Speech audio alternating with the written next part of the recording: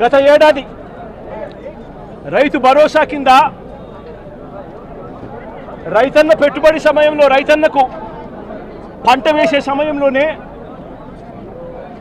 మే మాసం చివరికల్లా ఖరీఫ్ మొదలయ్యే నాటికల్లా రైతన్నకు రైతు భరోసా కింద పెట్టుబడి సహాయం అందేది. వైఎస్ఆర్సీపీ ప్రభుత్వ హయాంలో, మా ప్రభుత్వ హయాంలో గత ఏడాది రైతు భరోసా కింద అందుతా ఉన్న ఆ సొమ్ము చంద్రబాబు నాయుడు గారు వచ్చిన తర్వాత ఆగిపోయింది. ఈ పెద్ద మనిషి చంద్రబాబు నాయుడు గారు వచ్చిన తర్వాత గత ఏడాది రైతు భరోసా కింద మోడీ గారు ఇచ్చే 6,000 కాక మరో 20,000 రూపాయలు రైతు భరోసా కింద ఇస్తానని చెప్పాడు ఈ పెద్ద మనిషి చంద్రబాబు నాయుడు. గత సంవత్సరం రైతులకు ఇవ్వాల్సిన 20,000 రూపాయలు ఎగరగొట్టేశాడు.